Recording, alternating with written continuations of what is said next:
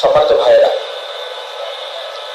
যে নতুন একটা বাংলাদেশ পেয়েছি, এই নতুন বাংলাদেশের সবচেয়ে বড় উপহার হচ্ছে যে আমরা এক জায়গায় বসার একটা সুন্দর পরিবেশ পেয়েছি। আমি আমার শ্রদ্ধেয় শিক্ষক, সাধারণ সম্পাদক, তিনি যেমন দুই পাশে দুটো হাতে তালির কিছু আক্ষেপ করেছেন, আমি আমার শ্রদ্ধেয় শিক্ষক এবং আমন্ত্রিত অতিথিবৃন্দকে, আমার ছাত্র বন্ধুদেরকে সামনে রেখে রাজনীতির একজন কর্মী হিসাবে তাকে আশ্বস্ত করতে চাই, এই বিশ্ববিদ্যালয়ের গেট দিয়ে একসময় কাউকে ঢুকতে হলে কতিপয় ছাত্র নামক কলঙ্কিত ব্যক্তিদের অনুমতি নিয়ে এখানে ঢুকতে হতো। আর আজকে যখন আমরা একে একে পরস্পর ঢুকেছি, আমরা পরস্পরের সাথে হাত মিলিয়েছি, আমরা বুক মিলিয়েছি, আমরা কাঁধে কাঁধ মিলিয়ে এখানে পরস্পর রাজনৈতিক নেতৃবৃন্দকে, এখানে ছাত্ররা একসাথে সবাইকে সাদর আমন্ত্রণ, শুভেচ্ছা জানিয়েছে। এটা আমাদের জন্য অনেক বড় প্রাপ্তি। আমি আমার ছোট শিক্ষককে এটা বলতে চাই, আপনারা এটা পেয়েছেন। আপনাদের সঠিক নির্দেশনা এবং আপনাদের সঠিক ভূমিকার কারণে এটা সম্ভব হয়েছে। সেজন্য আমি বিশ্ববিদ্যালয়ের কর্তৃপক্ষের কাছে কৃতজ্ঞতা জানাচ্ছি, শুভেচ্ছা জানাচ্ছি, অভিনন্দন জানাচ্ছি। এবং ভবিষ্যতে আপনাদের এই ধারা যদি অব্যাহত থাকে, আপনারা যে কথা বলেছেন যে জগন্নাথ বিশ্ববিদ্যালয় মডেল করবেন, আমি বলছি জগন্নাথ বিশ্ববিদ্যালয় শুধু রাজনীতির মডেল হবে না, জগন্নাথ বিশ্ববিদ্যালয় গোটা বাংলাদেশ ছাড়িয়ে গোটা পৃথিবীর মানচিত্রে গণতন্ত্র, জবাবদিহিতা, সাংবাদিক এবং জগতের জন্য একটা অনন্য উজ্জ্বল দৃষ্টান্ত রাখতে সক্ষম হবে। আমার প্রিয় ভাইয়েরা, আমি আপনাদের মতো একজন ছাত্র ছিলাম। আমি একটা বিশ্ববিদ্যালয়ে পড়াশোনা করার সুযোগ পেয়েছি। আমরা সে সময় বলার চেষ্টা করেছি, বারবার বলতে চেয়েছি যে এই ছাত্র সমাজ 52 ভাষা আন্দোলন, 47, 71 এবং পরবর্তীতে আমাদের 2024 পর্যন্ত প্রত্যেকটি ধাপে আমাদের যখন আর কোনো আশার আলো ছিল না, আমরা এটা বলেছি যে আমাদের রাজনৈতিক ধারাবাহিকতা কর্মসূচি ছিল, কিন্তু আমাদের এই ছাত্র জনতা যখন বলেছে বুকের ভিতর অনেক ঝড়, যত পারো গুলি কর, এই গুলি করার তরুণ ছাত্র প্রজন্ম যখন এই বাংলাদেশের আনাচে কানাচে থেকে বের হয়ে এসছে, তখন আমি বলেছি আমাদের বাংলাদেশে আমরা শুধু খুনি হাসিনার ফ্যাসিস্টকে পরাজিত করি নাই, আমরা পার্শ্ববর্তী একটা আধিপত্য রাষ্ট্রের অঙ্গরাজ্য বানানো ষড়যন্ত্রকে আমরা কবরচনা করেছি। কারণ আপনারা দেখেছেন তখন আমাদের ছাত্রদেরকে গুলি করার লুঙ্গি পরা অবস্থায় আমাদের শ্রদ্ধেয় শিক্ষক যেমন রাস্তায় নেমে প্রেস ক্লাবে গিয়েছেন, এই লুঙ্গি পরা শিক্ষকের অস্তিত্ব দেখে আমাদের বড় বড় বিল্ডিং গুলো থেকে লুঙ্গি পরা কতিপয় পার্শ্ববর্তী রাষ্ট্রের দোসররা হেলিকপ্টারে করে পালাতে বাধ্য হয়েছে। আপনারা প্যান্টের উপরে লুঙ্গি পরেছেন বলেই আমাদের দেশের ফ্যাসিবাদকে শুধু আমরা পতন ঘটাই নাই, আপনাদের এই প্যান্টের উপরে লুঙ্গি পরার আন্দোলনে আমাদের বাংলাদেশের ফ্যাসিবাদের কবর রচনা করেছি। আমরা পার্শ্ববর্তী একটা রাষ্ট্রের চক্ষুরন্ধন এবং তাদের দাদাগিরির আমরা কবর রচনা করেছি। আমাদের ছেলেরা, তরুণেরা, ছাত্র শিক্ষার্থীরা সেই জন্য সেদিন স্লোগান তুলেছিল, ঢাকা না দিল্লি। কেন?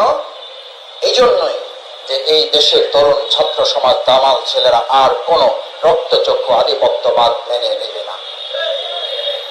দ্বিতীয় কথাটি বলতে চাই, সম্মানিত শিক্ষক মন্ডলী, শ্রদ্ধাভাজন সাংবাদিক বৃন্দ, আমার তরুণ প্রজন্মের ভাইয়েরা, এই দেশটা এখন তোমাদের। আমি তোমাদেরকে তুমি করে বলছি এই জন্য যে তোমাদের প্রতি তুমি বললে যে স্নেহ, যে মায়া, যে আবদারটা তৈরি হবে, সেই জায়গাটা তোমাদেরকে ধারণ করতে হবে।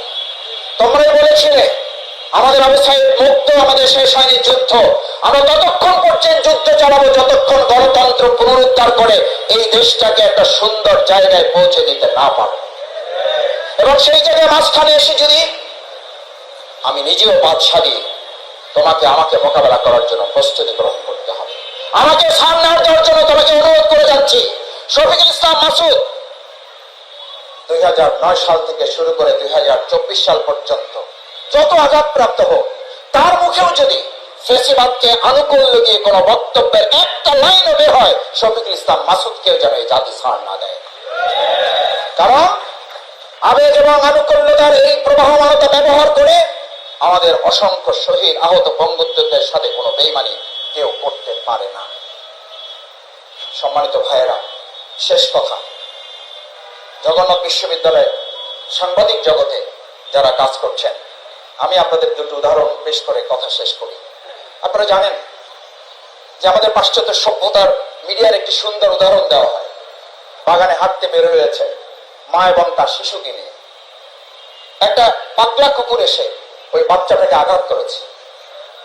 বাচ্চাটাকে আঘাত করার পর যখন দেখেছে ওখানে একজন মুসলিম যুবক যে বাচ্চাটা আঘাত করছে, মারা যাবে, মৃত্যু মুখে পতিত হচ্ছে, মহিলাটা কিছুই করতে পারছে না, মুসলিম যুবক এগিয়ে গিয়েছে মানুষটাকে বাঁচার জন্য, মানব সন্তানটাকে বাঁচাবার জন্য। কুকুরটার উপর আঘাত করেছে, বাচ্চাটা বেঁচে গেছে, কুকুরটা মারা গেছে। ওখানে টেলিগ্রাফ পত্রিকার একজন সাংবাদিক ছবি তুলেছে, মোহর ছবি তুলেছে। ছবি তোলার সময় মুসলিম যুবকটা বুক টান করে দাঁড়িয়েছে। সে ভেবেছিল আমি তো একটা ভালো কাজ করেছি, আমি মানুষ বাঁচাবার জন্য একটা কুকুরকে আঘাত করেছি, মরে গেছে, তা মানুষ তো বেঁচেছে। টান টান করা ছবি যখন তুলেছে, ছবি তোলার শেষে সাংবাদিক এসে তার কাছে জানতে চেয়েছে what's your name. My name is Abdullah, Abdur Rahman, something happened, কিছু একটা বলেছে, মুসলিম নাম। You are Muslim? Yes I am Muslim. Oh I see. যাতে সাথে সে খুব অপেক্ষা করছে, সে বুঝতে পারছিল কিছু একটা ঘটতে চলেছে। পরের দিনে পত্রিকার জন্য অপেক্ষা করছে। সকালবেলার পত্রিকায় বড় বড় করে হেডলাইন বের হয়েছে, আমেরিকার মাটিতে একজন মুসলিম যুবকের হাতে একটা কুকুর খুন হয়েছে।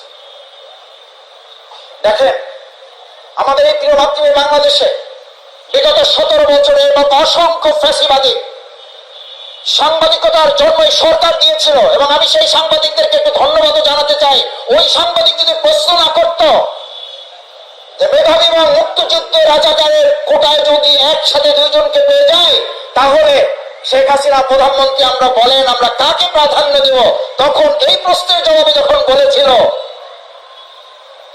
মুক্তিযুদ্ধের সন্তানেরা পাবে না তো রাজাকারের নাতিপুতিরা পাবে, এই একটা কথা ওই সাংবাদিকের মাধ্যমে শেখ হাসিনার মুখ থেকে বের হওয়ার কারণে বাংলাদেশের পরিস্থিতি পরিবর্তন হয়ে গেছে। এই সাংবাদিকের জন্য যিনি দিয়েছেন, তিনি সাংবাদিকের জন্ম দেন নাই, তিনি নতুন একটা বাংলাদেশের জন্ম দিয়েছেন।